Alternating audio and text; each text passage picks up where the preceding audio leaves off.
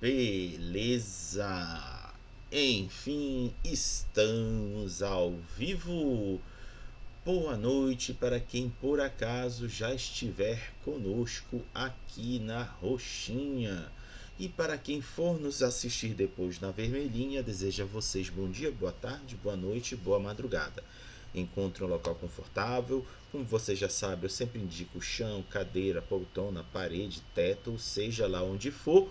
O importante é que esteja confortável para você aqui nos acompanhando em mais um Boteco World of Darkness, que é um quadro aqui no canal que a gente vem trocar ideia, bater papo sobre algum assunto relacionado com jogos de mundo das trevas.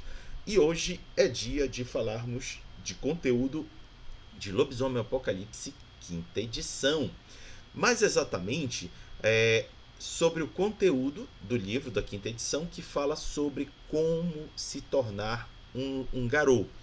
Está levemente diferente das edições anteriores e é isso que a gente vai trocar ideia. Mas antes da gente começar a falar sobre isso, vou deixar aqui minha parceira de tela dar boa noite e suas falas iniciais. Vivi, é com você. Olá, gente. Estamos mais uma vez aqui falando dos peludos no mundo das trevas. Não que sátiros possam não ter pelos, mas eles ainda não apareceram. E vamos para uma parte bem emocional do jogo de lobisomem hoje, que é virar um garou. O que acontece com a sua vida? O que é aquele humaninho que é agora? O jogo garante que é um adulto. A gente evitar o assunto sensível de crianças lutando uma guerra perdida e adolescentes também. Isso já basta ter ficado ali nas tragédias gregas.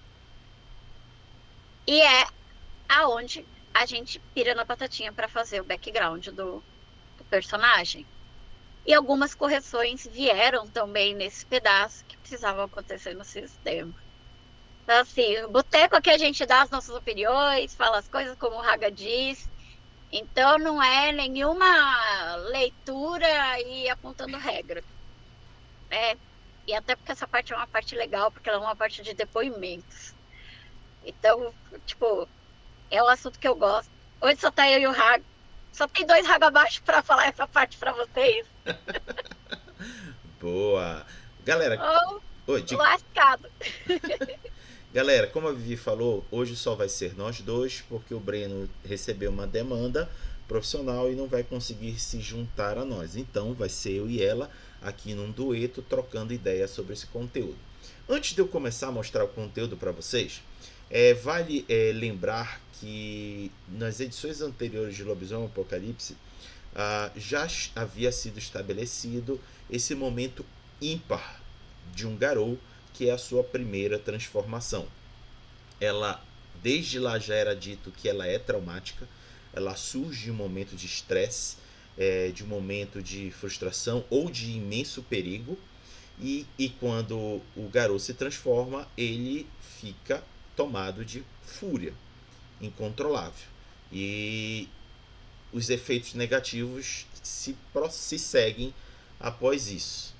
Só que diferente do que a gente vai falar hoje, nas edições anteriores havia algum trabalho entre os Garou de monitorarem os parentes, que essa palavra parente já não é mais a mesma na quinta edição.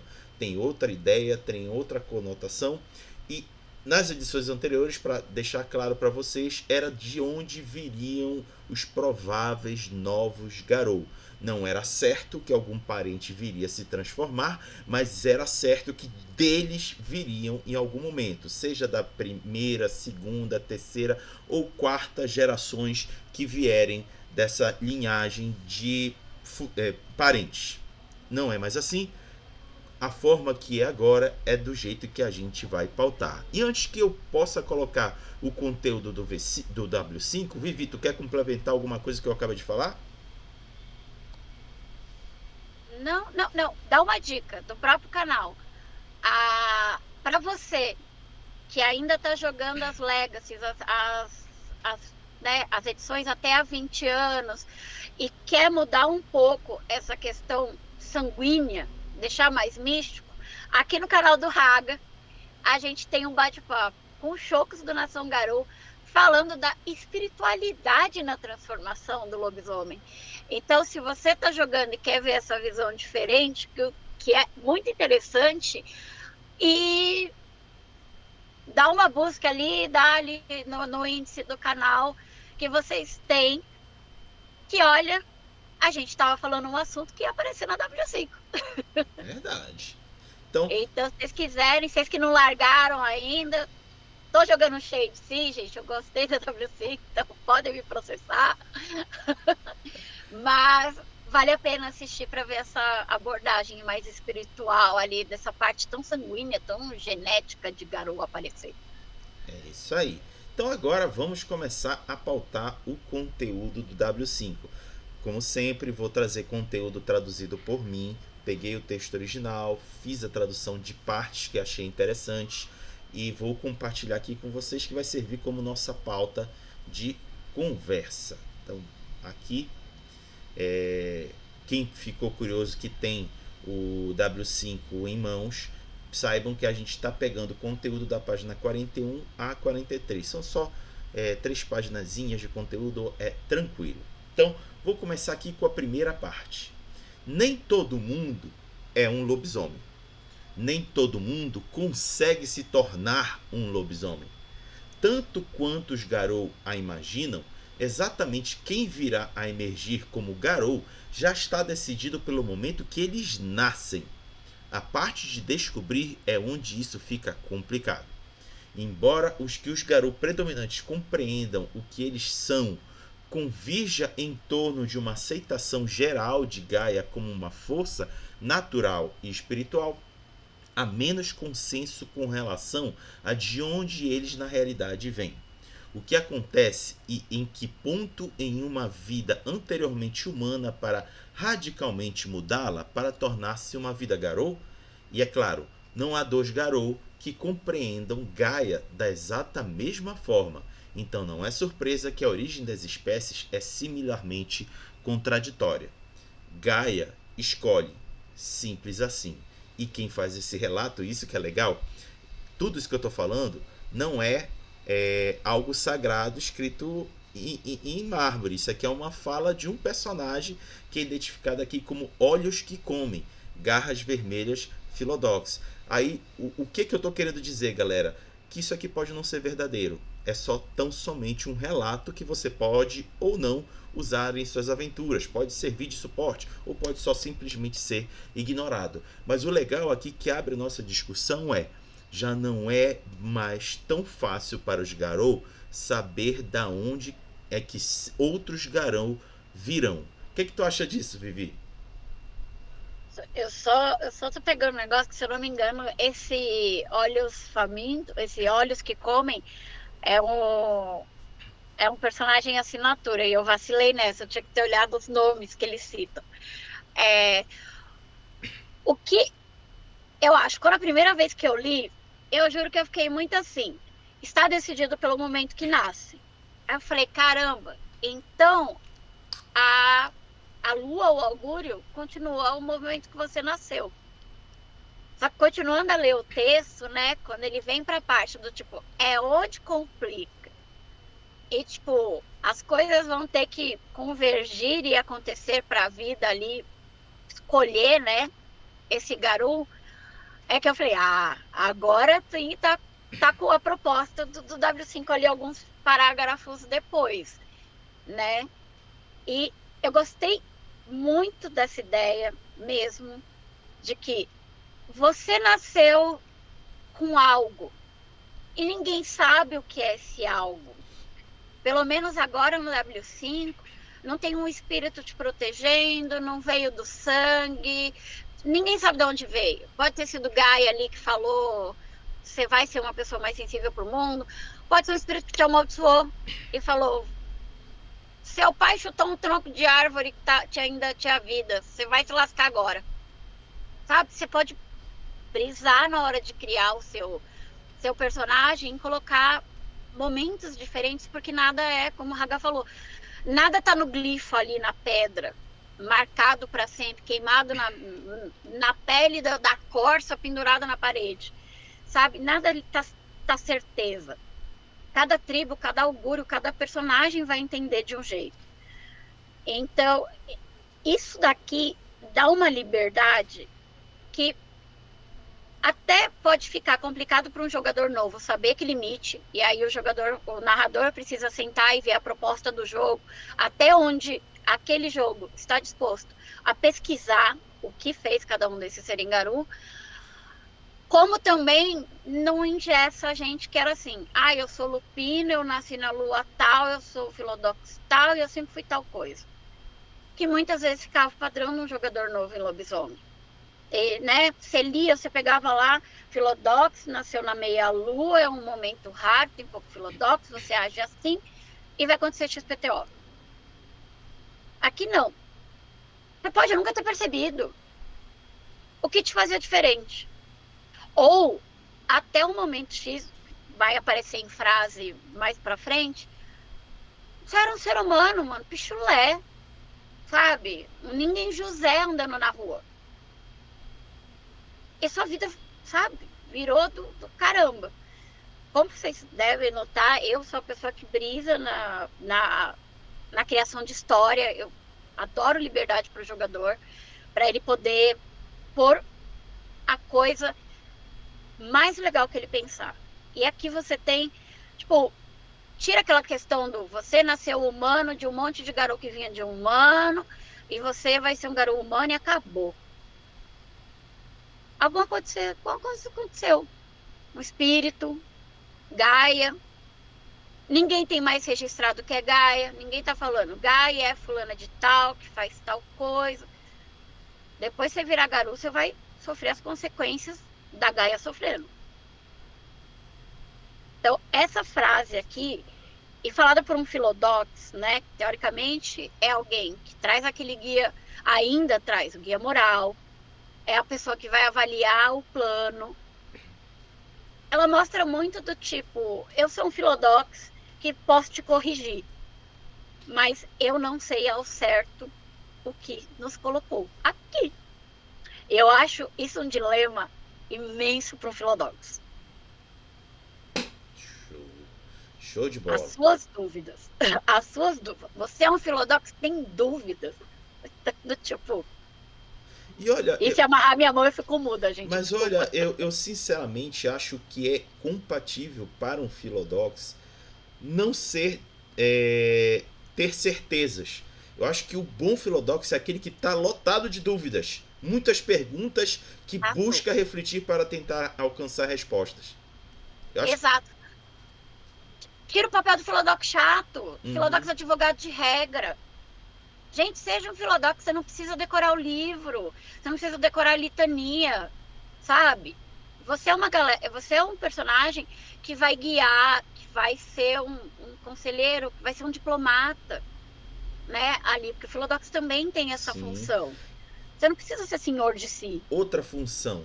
O Filodox, como tu falou, ele não precisa essencialmente ser um juiz, mas ele pode ser a voz da razão, em dizer, olha, a gente destruir aquela barragem que foi feita de forma inadvertida, mal feita, que de fato vai livrar algum mal espiritual ou coisa parecida e vai resolver.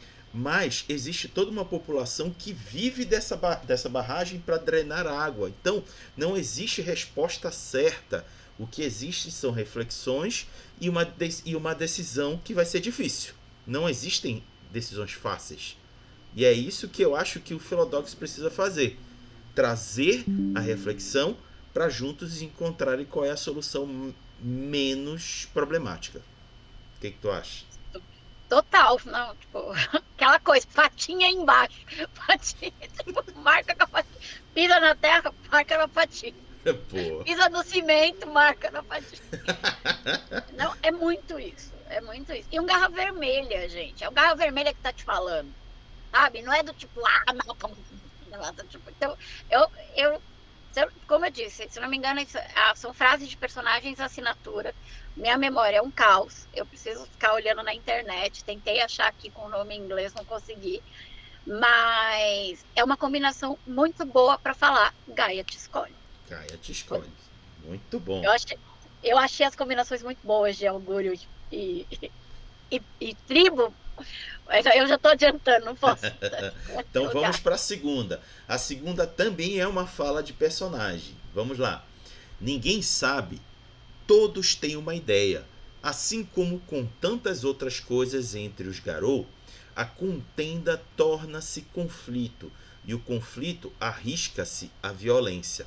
Desde antes da história registrada, muitos debates ocorreram com alguma hereditariedade argumentativa, alguma interseção espiritual argumentativa e alguma confiança em um processo gnóstico que os próprios lobisomens simplesmente não conseguem compreender.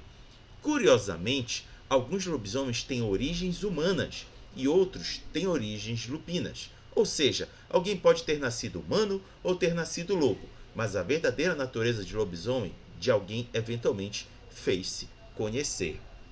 Os espíritos sabem e eles puxam os fios que nos persuadem para nosso dever. Mesmo antes de termos nascido, e certamente antes de nós crescermos até saber quem nós somos, os espíritos deixaram uma marca de preferência que aflora em um dom, mas alguém que nesse mundo caído a estigmatiza como uma maldição. Fala de Odion Akpan, peregrino silencioso, Galhard. Aqui, o meu comentário vai para cima dessa parte final. Os espíritos sabem. Eu achei legal isso. Porque, como a gente falou anteriormente, é Gaia que decide. Em algum momento, Gaia decidiu você é o escolhido. Aí ela deixou um selo em ti. Não, não é dito, mas fica nas entrelinhas que você está selado. E esse selo vai se manifestar eventualmente no futuro. Somente os espíritos conseguem reconhecer este selo. Eu achei super interessante isso. E tu, Vivi? Não. E assim, para a quinta edição, onde o mundo espiritual tá apontando o dedo na cara dos lobisomens e falando, vocês fizeram caca. Imagina, os lobisomens continuam acabando. Continua sendo uma raça com menos guerreiros, né? Não tá tão pesado quanto nas antigas. Mas para você, que sacaneou um espírito ali no passado, você não. Alguém da sua história fez uma cagada espiritual, agora o único jeito de você achar um par, alguém para proteger, alguém para salvar, para que ele entre na sua luta, são esses mesmos espíritos que você vacilou. Então, a busca, né, tipo, agora não é parente, porque o parente, gente, muitas tribos tinham problemas absurdos com parente, era um humano que não passava pelo delírio e muitas tribos abusavam, era uma temática delicada e agora não tem mais. Você tem a possibilidade de lobisomens, não tem mais humano ali que não vai surtar ou te ver em forma crinas, porque você está altamente monstruoso.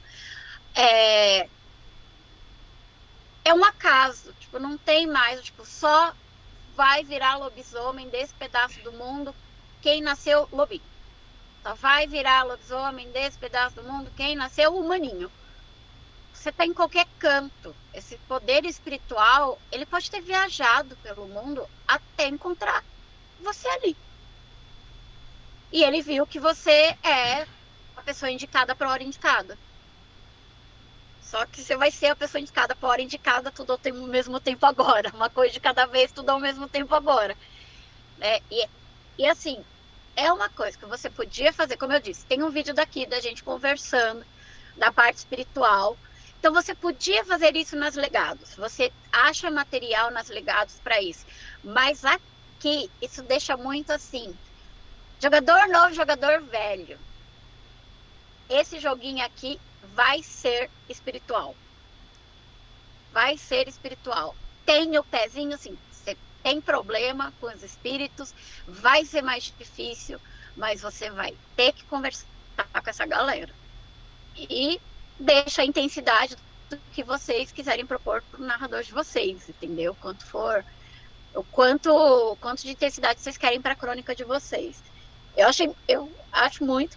Além, novamente, a gente tem um peregrino silencioso, Galiard, que tipo, não é o que você pensa de primeira hora pro Galiard. Verdade. Então, e foi alguém que viu, né? ao longo do mundo, lupino naquela questão de agora você não está mais preso só onde tem lobo, porque isso limitava muito para você ser um lupino, muito, mas o espírito do lobo te achou. Sei que tem gente que não consegue lidar com isso, falou que ficou uma bosta. Sei que é um ponto muito complicado das mudanças da W5. Muita gente não gostou. Mas te permite ter um lobisomem brasileiro, gente. Porque você não Sim, tinha, sabe? Você não tinha um lupino brasileiro. Ficava aquela coisa, sabe? Aí nasci no zoológico. Tal, era tráfico de animais. Iam me matar. Cair da ponte da lua, porque assim eu já ouvi isso do jogador. Como se a ponte da lua fosse uma ponte que você caísse. Então, sabe, tipo, eu gostei muito essa carga espiritual. Porque pelo menos eu sinto que a W5 ela dá esse foco espiritual, mesmo o espírito não sendo seu BFF. E nem seu escravo, porque muita gente tratava como espírito escravo. É, mas, para variar, eu falo demais. não, tranquilo, tranquilo. Vamos então agora para o próximo relato. Vocês percebem que é um trecho do livro que traz muitos relatos. E o próximo é o seguinte: é genético? É totalmente espiritual? É provocado por um evento específico? Ou é algo que se encontra dormente para somente ser desperto por um evento horrível que incita a fúria e deixa o indivíduo marcado para sempre após? Enquanto as ideias como a maldição das bestas da lua são certamente floridas e mais do que um pouco sensacionalista, há algo para a ideia de que a condição Garou é provocada ao invés de inata? Cada Garou pertence a uma linhagem que remonta através de uma época de graça de Gaia, antes dos tempos de matança, quando a mãe nos entendia e Luna beijava o nosso primeiro respiro em nossos pulmões. Este é o porquê de nós buscarmos a nossa própria lenda, para garantir que aqueles que vêm antes de nós tenham um exemplo glorioso para se prestar atenção. Antônia Gabriele Flores Castro, guarda-cervos, Teurge. Aqui que me chama a atenção é que é mantido, isso é mantido, o momento da primeira transformação ser provocada por um evento horrível, que incitou a tua fúria ao ponto de fazer florescer esse ser que é meio humano, meio espírito, que é o Garou. O Garou, na forma Crinos, é o ápice dessa junção de mundo espiritual com mundo carnal. E fica interessante aqui registrado que isso só se dá, quero frisar bem, em um evento horrível. Aí você se pergunta, Raga, por que tu está citando isso? Porque necessariamente você vai ter que prever isso na hora de construir o histórico do seu personagem. Todos os personagens de Garou precisam ter esse registro histórico que fez com que ele saiu de uma vida adormecida como Garou para uma vida ciente como Garou. E esse meio termo é problemático no sentido de causar trauma ao personagem.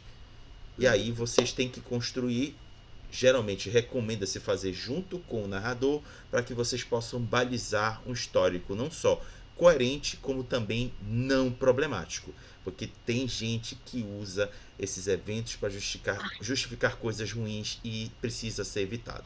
Vivi, tá contigo. Então, o livro, ele.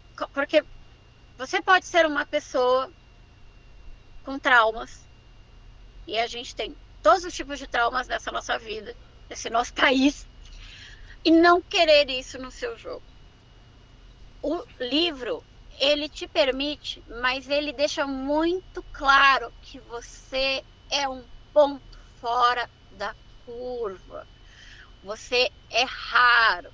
Então, se você tá, ai não, porque se eu tenho trauma eu não posso jogar lobisomem. Não é isso.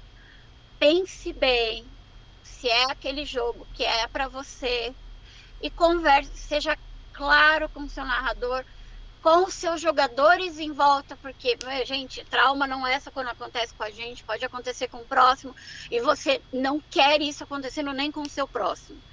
Então, mas tenham ciência, o seu garoto, ele é uma exceção e no futuro alguma coisa traumática poderá voltar para te acontecer, porque é uma passagem que ela não liberou toda a sua fúria.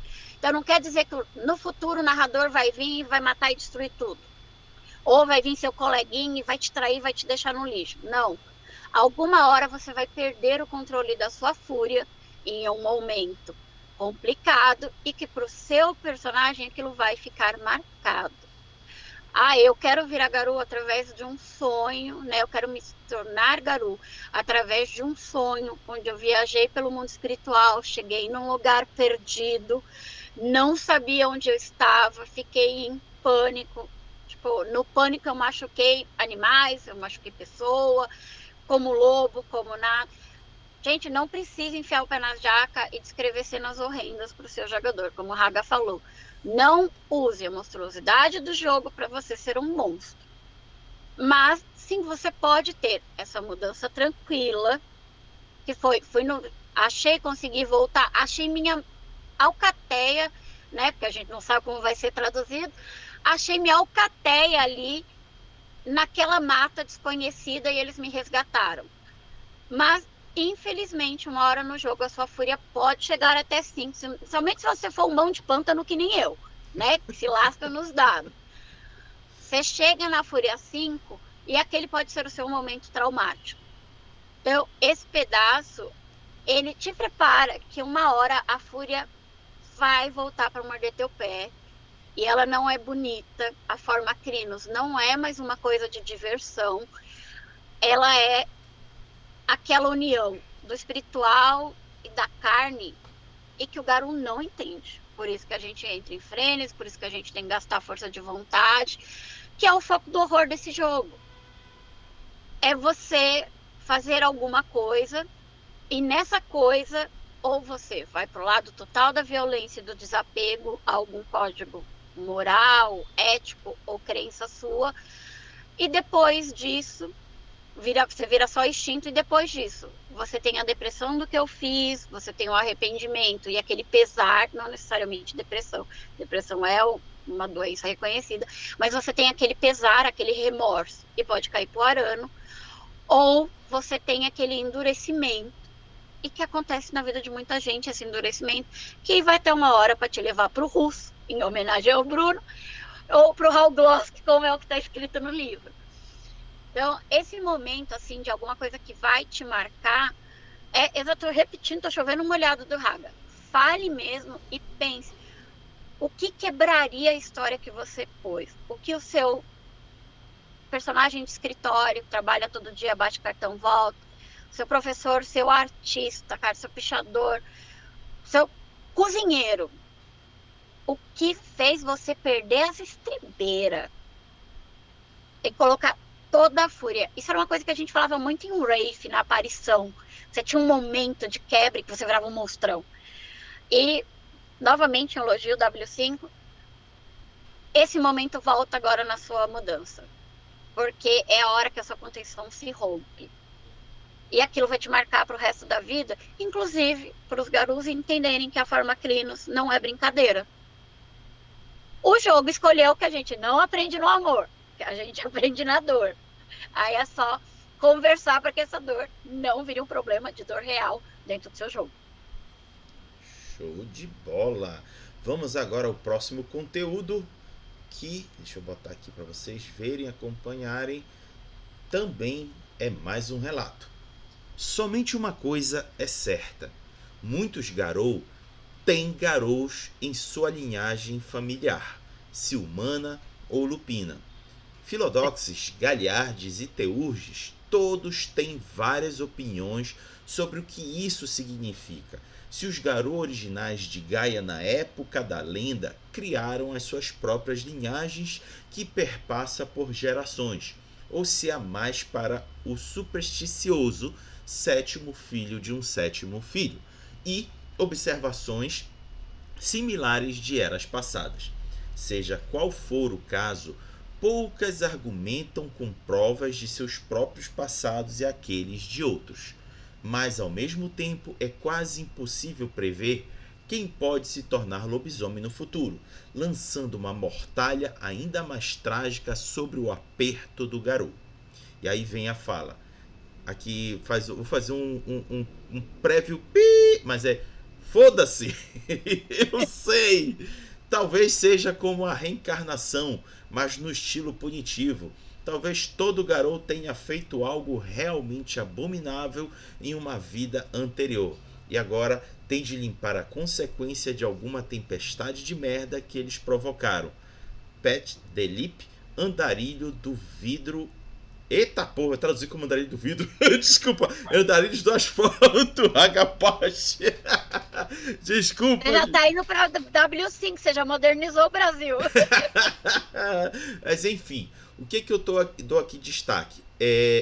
Já adiantando para vocês, ao longo do livro, é admissível alguns garotos conseguirem manter linhagens. Não é impossível, mas fica claro que não é padrão. Está longe de ser padrão. O surgimento de um é algo imprevisível e quando ocorre tem que ser um pernas para quem te quer para tentar correr atrás da figura pro mal que vai ser causado não ser tão grande quanto pode ser. Eu achei interessante isso aqui. O que tu acha, Vivi? Olha, falar que essa frase, ela me deixa puta por causa do começo dela. Porque o que eu já vi de jogador falando, tá vendo que o livro permite ser genético? Tá vendo que eu posso falar que eu sou garoto que meu avô é? Então eu tenho um rancorzinho com o Hagabashi, filho da mãe que falou essa frase. Porque uma frase dúbia dessa é coisa de Hagabashi. Uhum. Então essa frase foi colocada perfeitamente. Né? Ainda mais por um andarilho do asfalto que tem acesso a testes genéticos. Então eles podem fazer essas coisas. É uma tribo que mexe com isso. Né? Mas se o meu balancinho aqui não desiste. Mas assim, eu me incomodo com o mau uso dessa frase, porque a galera foca nela e não lê o resto do livro. Uhum. Novamente, assim como a mudança calma, isso é uma raridade, gente. Invistam em outras coisas. Ah, mas eu quero ser tataraneto do filho do bisneto e eu sou garoto que meu avô é garoto. Beleza, parça. Mas tem certeza que você não quer investigar as outras coisas? E assim, essa parte da reencarnação, eu só consigo pensar nas 1000 vezes que eu já vi a frase, quem deixou eu assinar meu karma enquanto estava bêbado? Porque combina muito com isso daqui. Se é genético, ninguém provou. Se a tua família é uma família de cagado, que irritou um espírito, ninguém sabe. Mas ela pode ser. Então a sua genética, que vem gente falar que raça pura podia existir. Não, raça pura é uma bosta. Corta esse troço. Não tem nada de raça pura. Ai, minha genética existe? Pode ser a sua genética, mas pode ser um espírito muito danado que nunca saiu do telhado da tua casa. Então, é mais uma chance de você explorar essa genética ou não para o seu jogo. Invista, gente. Pira. Tipo, a sua família no passado estava do lado de elementais do vulcão. Você está marcado pela fuligem, você está marcado por alguma coisa. Hoje, o lobisomem moderno fala que é genético. Mas no passado, era só porque todo mundo nascia com a mão peluda. Entendeu? Então, tipo, pirem e... Essa é uma frase de um Hagabashi, porque ele bota a semente da treta e deixa o resto do livro desmentindo essa porcaria dessa frase. Boa, boa. Então vamos continuando aqui no conteúdo. Deixa eu compartilhar aqui de novo com vocês. Vamos lá. E o próximo agora, aqui a gente termina os relatos e a gente entra já num conteúdo mais descritivo dessa fase, que é a primeira transformação. Provavelmente, para a maioria dos Garou, perceber o que eles são vem depois da traumática primeira transformação, quando uma pessoa anteriormente normal, tendo se transformado na forma guerreira voraz, retorna aos seus sentidos em meio à consequência da atrocidade, uma que eles gradualmente percebem que eles cometeram. Esse é um exemplo medonho, mas também é uma verdade mais frequente do que muitos Garou gostam de admitir. Muitos lobisomens vivenciam a primeira transformação deles e imediatamente sucumbem ao frenesi no momento do medo, rasgando amigo e inimigo igualmente. Ou seja, quem estiver na frente apanha. Até eventualmente a fúria diminuir e eles encontrarem-se ornamentados com os farrapos de quem quer que tenha testemunhado a transformação fatídica. Amores rasgados em pedaços, vinganças menores instantaneamente resolvidas, a vida horrivelmente diminuída nos olhos dos filhos, irmãos, parceiros, amantes, pais, espectadores inocentes. No mais sangrento que foi possível, o segredo se mantém. Nem toda primeira mudança acontece tão dramaticamente. Alguns indivíduos vivenciam a sua primeira transformação ao assumir a forma de um lobo em seus sonhos e acordando para descobrir que é verdade, ou eles em comunhão com um lugar de beleza natural. Alguns indivíduos pertencem a culturas humanas com tradições animistas próprias, e ter a sua espiritualidade os guia à compreensão ou até encontram-se guiados a ela por um espírito mentor ou amigável. Entretanto, essas percepções comparativamente gentis da condição Garou são exceção ao invés da regra. A maioria das primeiras transformações estão se voltando a pontos de violência, vergonha, tragédia e remorso. A primeira mudança pode acontecer a qualquer momento na vida de um Garou, sempre que o momento de tal tragédia especial chocar ou forçar um Garou inconsciente a sair de sua autoignorância em uma percepção dura e imediata de autoconhecimento. Para muitos, a primeira transformação vem no final da adolescência, que é aquilo que a Vivi comentou anteriormente. Já fica aqui pré-estabelecido que a partir de uma certa idade que a pessoa vem se transformar pela primeira vez. Continuando aqui, para muitos vem na maioridade, quase como um sangrento. Merda, aqui está mais uma coisa que eu tenho de lidar em uma vida já complicada. Mas para alguns isso vem depois e perturba vidas que estavam imersas em consumo e crises. Os indivíduos chocados com o estado do mundo, que estavam sentindo que eles não conseguiam fazer qualquer coisa sobre isso, repentinamente percebem que eles podem. As primeiras transformações antes da idade da maturidade são praticamente inéditas, ou seja, já ficou aqui estabelecido que não necessariamente é impossível, mas não tem notícia de ter acontecido. Então, dá para dizer que é impossível. Então, antes de passar para Vivi, eu quero citar aqui uma coisa que eu considero o terror, o horror e o terror pessoal de Lobisomem Apocalipse, que é a Fúria. A Fúria, ela tem uma enorme chance, até no V5 tem uma enorme chance de tomar por completo o Garou. E quando o Garou fica tomado pela Fúria e o frenesi, ele ataca todo mundo em volta, não só inimigo, como companheiro de matilha ou quaisquer pessoas que ele goste muito, e ele ataca sem dó nem piedade. E é aqui que eu sempre gosto de trazer. Tem muita gente que torce o rosto quando eu cito exemplo, mas para mim até hoje é o melhor exemplo até hoje cinematográfico do terror pessoal, que é a Fúria de um Lobisomem. Não sei se vocês viram o segundo filme de Crepúsculo. Nesse segundo filme é apresentada a matilha ou alcateia de lobisomens do cenário. E aparece uma esposa de um deles, do líder do grupo, com uma cicatriz daqui da testa que desce até o peito dela. E quando um dos personagens pergunta o que era aquilo que tinha acontecido, é relatado que Ela estava do lado do marido dela quando ele se transformou em fúria e atacou como se não fosse nada. Gente, pensa no pesar que é você depois descobrir que você retalhou alguém que você ama muito. É desesperador. Imaginem o terror que é isso. Nossa Senhora. Vivi, agora eu passo para ti teus comentários. Não, é exatamente isso, gente. A...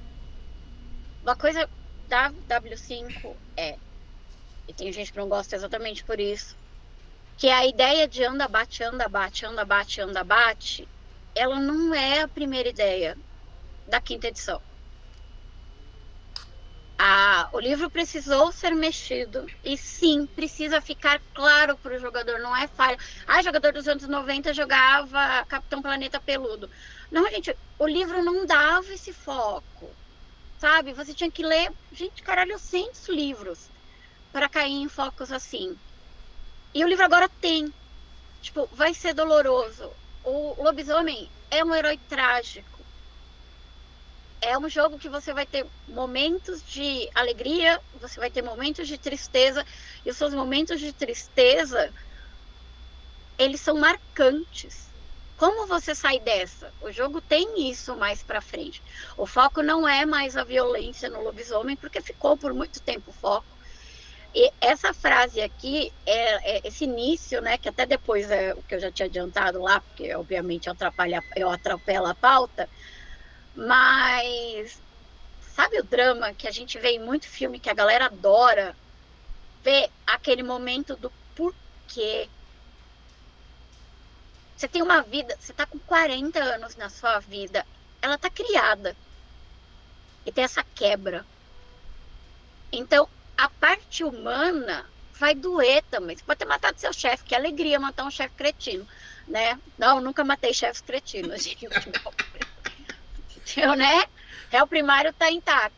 Mas você não matou do jeito que você queria. Não é aquela vingança. O negócio foi fora de controle, você não sente prazer naquilo, né? A sua violência ela foi trágica para você, vai te marcar. E o fato de você não perceber quem é amigo, quem é inimigo, você só querer a matança que a forma Crinos te traz, eu acho que deixa o jogo assim maravilhoso, sabe? Você pode pegar todos os aspectos que um ato de violência traz, não banaliza a violência de lobisomem, e é uma coisa importantíssima num jogo de lobisomem, gente, a banalização da violência vira algo que a gente está passando na nossa sociedade, as pessoas assistem a programas que pingam sangue da tela na hora do almoço, tá? Então, assim, esse drama que traz, ele puxa um horror selvagem mesmo, porque tu vira um bichão selvagem, maluco, você não vai. Cara, você não precisa matar o amor da sua vida. Você matou teu cachorrinho. Matou teu gato. Serve. Tipo, gente, é muito interessante. Né? É muito assim, para você estudar e uma coisa para você desenvolver ao longo do jogo. Aquela vida que você deixou para trás. Você pode ter destruído a loja que você passou anos construindo. Você não matou ninguém, mas o seu sonho está esfarelado pelas suas próprias mãos. Caceta! Que drama! A próxima morte vai ser no seu próximo frênese.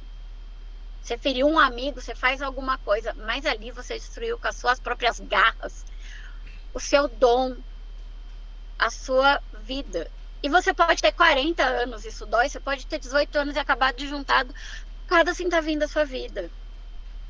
Sei lá, gente, tipo, seu personagem veio de uma vida super difícil e conseguiu ir para a faculdade. Você tem professor de TCC, você tem o orientador de TCC mais desgracento da sua vida. A minha orientadora fazia eu pagar o almoço dela. Caramba! Eu tinha que pagar. Agora imagina, você quer estrangular a criatura. Tudo bem. Gente, não é que a pessoa concorde, mas a gente quer estrangular a criatura que você tem que pagar o almoço para ela avaliar seu trabalho. E ela comia no McDonald's, era caro na época que eu me formei. Ainda era da WIRM. e você faz alguma coisa com aquela pessoa, esse professor sumiu, e ele tem mais 3 orientando. O Caramba. que tu faz? Você sumiu com aquele guarda que te parava toda vez que você passava num condomínio de luxo. O que isso faz com você, entendeu? Tipo, essa parte do sonho, ela é muito legal. Para um personagem ser espiritual e que, cara, quero sentir o sistema e vou perder o controle da minha ficha, porque perder o controle do personagem é também uma coisa que precisa ser conversado.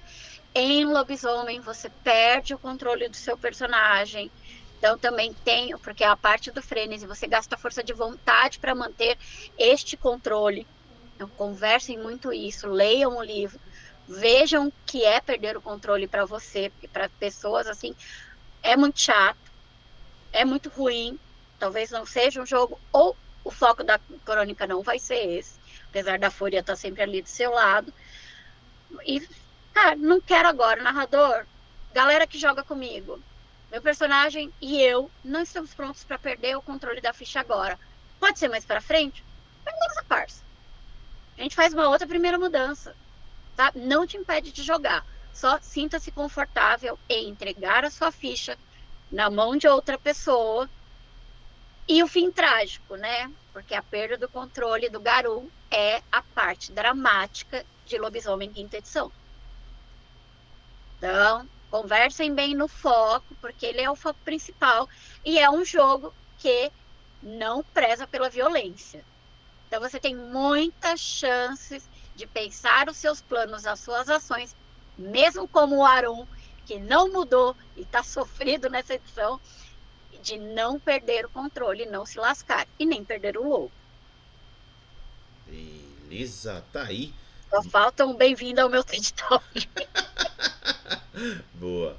Vamos então ao próximo conteúdo, que tem a ver com buscadores de parentes. Sim, existe uma forma de você caçá-los. E é descrito da seguinte maneira: a compreensão de que alguma quantidade da condição Garou possa ser hereditária resultou em um termo certamente irônico para os Garou, que ninguém, incluindo eles mesmos, ainda sabe que são lobisomens. Os parentes, olha aí, os parentes ainda estão presentes, mas vocês vão ver que não é a mesma coisa. Totalmente diferente. A incessante necessidade durante o apocalipse por mais campeões de Gaia para lutar em nome dela mantém muitos Garou, até matilhas inteiras, a ronda por parentes que possam surgir. O problema, é claro, que a natureza Garou frequentemente surge como resultado do choque, trauma, terror ou autopreservação diante do grave prejuízo. Em um nível superficial, buscar parentes é talvez a forma mais generosa possível para introduzir os esperados Garou ao que eles são. Um lobisomem latente pode ter a sua primeira transformação a qualquer momento, mas para a maioria daqueles que se juntam à sociedade Garou, alguns tipos de confrontação com outro Garou provavelmente choca essa primeira transformação para que ela ocorra. Ela pode ser evidente, com um ou mais buscadores de parentes se metamorfoseando na presença de futuros Garou, e até atacando, forçando o mito de uma maldição transferível pela mordida. Ou ela pode ser algo mais forçada, tipo um encontro súbito com a morte, encenado pelo buscador de parente em meio à intenção de chocar a primeira transformação a seu efeito. De fato, o que frequentemente instiga uma matilha à ação é uma liderança confiável sugerindo que um garoto talentoso tenha sido descoberto, e então a matilha deve buscar o possível talento. A confrontação em si não provoca a primeira transformação, mas ela pode forçar trazer o destino desse garoto à tona. A prática, é claro, tem um lado ainda mais sombrio do que arrastar lobisomens relutantes para as suas próprias novas vidas como metamorfos. Aqueles que sofrem a provocação dos buscadores de parentes, mas que não são lobisomens, frequentemente não sobrevivem para contar a história. o que faz disso tanto existencialmente arriscado quanto eticamente perigoso de infligir tal confrontação sem premeditação. Fazendo um resumo aqui para vocês. Buscadores de parentes é um grupo de garotos que acredita que aplicando certos métodos de pressão, inclusive física, consegue provocar o surgimento da primeira transformação. Qual é o problema deles? Eles não têm certeza do que estão fazendo e nem se o alvo de fato vai se transformar num garoto, como ficou evidenciado aqui no final. Ou seja, a chance de dar merda é gigante. Vivi, tá contigo. Não tem, tipo, não tem muito o que falar além de você, a não ser que agora a gente vai, né? Vou citar a Tati, nossa maravilhosa Tati, que fez a difícil tarefa de criar um personagem que busca parentes. Uau.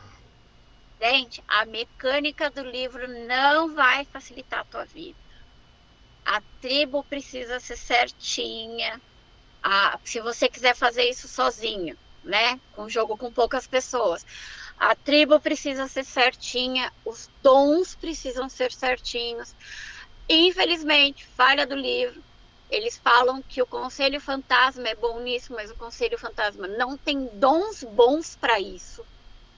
Você precisa de pegar outra tribo para poder fazer. Então, assistam a criação de personagem da Tati, que vocês veem o drama que é construir esse buscador. E eu não sei se é proposital que o livro faz a nossa vida difícil, caso a gente queira ser um buscador, uma matilha. É mais fácil em matilha, porque cada um pega um pouquinho, você não coloca tudo nas costas de uma pessoa, ou de duas, caso você tenha poucos jogadores, né? Mas eu não sei se eles tiveram inteligência suficiente para fazer esse proposital e casar com a criação do texto, porque a gente sempre duvida muito, né? Da capacidade de alguns criadores de RPG no mundo das trevas, né? Alfinetadas à parte, a gente duvida. Mas não é uma tarefa ok e seu garoto vai passar bastante risco. Então, talvez vocês queiram viver isso, né? Como jogadores, como narrador, você quer narrar uma, duas cenas com isso, e os dilemas de trazer um parente. Ou até, se vocês gostam o trabalho sujo que nós vamos arcar em fazer, porque a nação precisa. A nação não, né? Porque não existe mais nação. Porque o nosso pedaço, aquela nosso pedacinho de força espiritual precisa, é um prato cheio.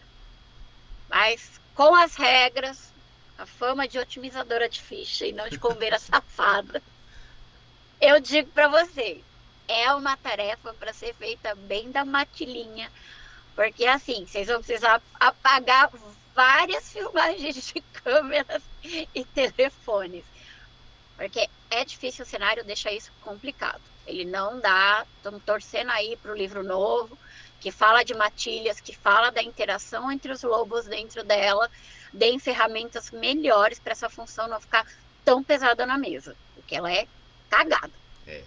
Falha do W5. Isso é. Então, fica essa observação que a Vivi deu. É possível criar personagens que tenham essa função, mas já saibam já previamente que putz, pode dar muita merda. Nossa senhora. Vamos então ao próximo conteúdo. Peraí. Botando aqui para vocês. Próximo conteúdo é bem curtinho. Feitos mais sombrios. Há outras formas mais cruéis de se tornar um lobisomem. Mas esses outros métodos não permitem que alguém se torne garou. Alguns indivíduos depravados ou aqueles levados à loucura pela busca de tal conhecimento proibido obtêm êxito em roubar a habilidade de se metamorfosear na forma do lobo. E para alguns, até algo similar à forma crinos. Conhecidos como luas roubadas, esses lobisomens falsos são universalmente insultados entre os garou. Uma forma que eles alcançam a habilidade de se metamorfosear vem de pelar, ou seja, tirar todo o pelo do lobisomem verdadeiro e vestir a pele dele como sua própria. Desnecessário dizer que esfolar um lobisomem não é um ato levemente assumido.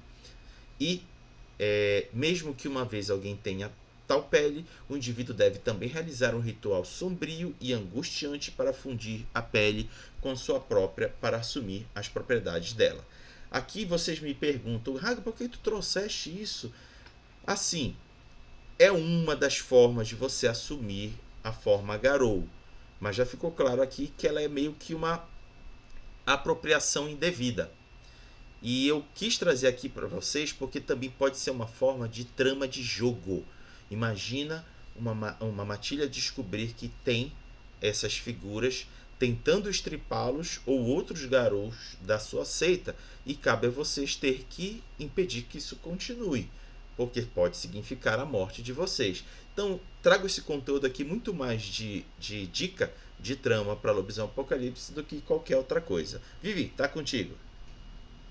Se eu não me engano, não tá nem liberado para você jogar, né? Eles são antagonistas, os Isso. roubadores de lua. São os dançarinos da pele do passado. O ritual foi revisado, gente. Você precisa matar mais 5 lobisomens. Agora você mata um só. Olha só que facilidade. É só um. Não reclame. Mas é o que o Raga falou, porque você realmente é um garu se você fizer isso. Você se tornou um garu ou você virou um lobisomem. Porque tem toda a diferença do garu para um Hellis lobisomem. E, né, eu gostei de terem deixado. É uma temática pesada. Na primeira aventura que está no fim do livro, fala de uma galera querendo falar isso e fala de rituais super cruéis. Então, o quanto o jogo pode ser cruel nesse aspecto. Mas é muito assim, sabe? É uma coisa que eu acho que o americano deve ter surtado quando leu, mas como você reage quando alguém chega e rouba o que é seu? Você que rouba o lugar de outras pessoas, como se sentiria quando o seu ser é roubado?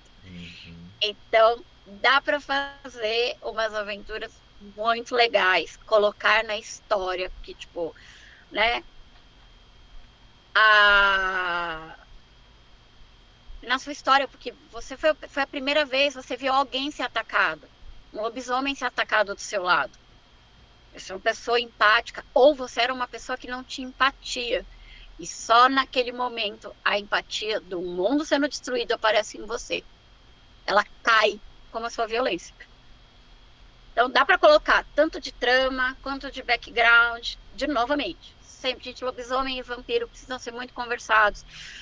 E lobisomem envolve algumas questões de violência mais brutais, né? Porque você é uma criatura descontrolada, que precisam mesmo ser conversados. Então, inclusive, a gente pode até disponibilizar aquele questionário de consentimento, Raga, no fim desse vídeo. Podemos. Para a galera para fazer o. Porque lobisomem precisa muito dessas questões para não virar só um gore de sangues e tripas. E se você já tentou criar criaturas malignas de lobisomem, né? Os malditos, maligno pelo termo, maldito em português, de lobisomem, você vai ver que aí não faz. Porque lobisomem esbarra com muitas coisas que são proibidas em aí. Então, não estou falando para vocês usarem aí, mas às vezes para mesa a gente quer uma imagem rápida e a gente vai usar. Né? Se você for escrever alguma coisa, contrate um artista e faça o trabalho bonitinho. Mas ali na sua mesa você quer fazer rápido, você não vai vender para milhões de pessoas, você vai esbarrar com os limites daí. Então, por isso, mais uma vez, eu vou falar isso o tempo inteiro em lobisomem, que é o sistema que eu mais narrei da minha vida. Ponham os limites da violência. E essa galera aqui, quando ela aparecer, não banalizem eles no jogo. Porque é um assassinato estudado, premeditado e piorado através da ritualística. O livro não te dá exatamente o ritual necessário. É descrição do narrador e dos jogadores. Então, tipo, gente, para quem gosta de plot assim, é ótima ideia. Beleza. Bom, matamos agora todo o conteúdo que tinha a ver com essa questão da você se tornar um garou. E vamos para as considerações finais. E a minha, eu quero me voltar justificando por que eu trouxe esse tema. Ah, uma coisa que eu vejo importante em Lobisomem Apocalipse, eu já disse anteriormente aqui nesse nosso bate-papo, é que a primeira transformação ela precisa ser bem trabalhada. Não é porque é algo que vai definir a sua ficha, não. É você dar uma base de interpretação para o seu personagem. O que motiva ele? O que teve de consequência para o personagem para que possa promover preocupação, apreensão ou até raiva de coisas que foram resultantes da primeira transformação. Então, ela é uma ferramenta descritiva para o seu personagem. Então, olhe com carinho para ela, faça uma construção bacana que sirva de gancho para a interpretação do seu personagem e apresente ao seu narrador para ele apreciar e juntos vocês fazerem os ajustes necessários. Tenho certeza que se vocês fizerem isso, vai ficar um personagem muito divertido de se jogar. Vivi, suas considerações finais. Olha, eu apenas confirmo a frase do nosso nobre relator. Eu falei que eu ia me vingar. Mas é isso, gente. Explorem, usem, conversem com seu narrador. Se você não gosta de escrever muito, proponha onde vocês fazeriam uma cena rápida ali, com os outros jogadores, ou sem, porque é um momento íntimo. E depois no jogo, a relação da matilha pode ser uma sessão, sabe, assim, legal, da matilha sentar um dia, abrir uma cerveja e falar: maluco, minha primeira mudança foi foda. E vocês terem todo o entrelaçamento de histórias ali, né? Então, é um ponto para ser visto com carinho, com os detalhes que você acha legal e refletir no futuro do seu personagem. Eu quero repetir isso? Não quero repetir isso? Vou procurar todo o renome do mundo para nunca mais repetir isso e dane-se o que eu precisar fazer? Gente, só faça como o Raga falou, pensem com carinho, conversa com o narrador, conversa ali, tipo, com o coleguinha, tá, beleza, nossos limites são esses, tipo, aquela coisa, sem chutar carrinho de criança, sem estragar brinquedo no parquinho, é o nosso limite, beleza. Vou destruir uma loja de uma certa marca de celular aí, ficou revoltado com o preço do último aparelho dele. Seja feliz no shopping, cara. Vai, pensa, eu tô fazendo piadas aqui, mas, gente, coloquem a carga dramática, que é legal para vocês. Tem gente que adora um drama. Eu amo um drama. Eu só tô no mundo das trevas pelo drama. Boa. Então é isso, galera. Chegamos ao final. Vivi, tu esqueceu só de dizer onde é que a galera pode te encontrar nas redes. Ai, gente, eu sempre esqueço. Eu tenho meu Instagram, tá parado, porque eu tô numa fabricação de meme pro Belém Noturna e eu não posso postar os memes no meu perfil, porque acabam revelando coisa dos plots e piadas, né? Mas meu Instagram, @vivoxbestre, tem sempre alguma cutucada em regra, em clã, principalmente clã, porque a gente adora falar mal de vampiro, e lobisomem tem pouco material, mas também a gente joga o shade ali. São frases de jogadores, são coisas que aparecem do nada na minha cabeça, então é ali onde eu ponho e faço as propagandas. Vocês me acham no Belém das Trevas como narradora da anarquia, contando em algumas fofocaiadas, contando as aventuras da anarquia de Belém e sendo também a Xi mais azarada do universo no BSB by Night, segundas-feiras a cada 15 dias. E se você teve o desprazer de ver o meu combate, ele durou 5 horas de tanta falha no dado. Caramba. Então são os 3 lugares que vocês me acham na rede. Aqui no canal do Raga Pitacano ou na RAM. No meu Instagram, que eu prometo colocar mais meme. E agora eu preciso parar de tirar sarro dos outros no Belém. E no BSB, Fiquei meio doentinha, não consegui gravar nessa última segunda, mas na próxima, daqui a 15 dias, eu vou estar firme e forte lá para vocês verem a Ariana e toda a sua banalidade, se você conhece Changeling, de uma fada muito frustrada. Show de bola. Então tá aí, matamos mais um boteco World of Darkness, pautado em algum conteúdo de Lobisomem Apocalipse. Semana que vem retornaremos para Vampiro à Máscara e mais uma lore sheet do V5 para comentarmos. Então, para finalizar, Vivi junto comigo, diga tchau, Lilica. Tchau, Tchau, Lilica. Lilica!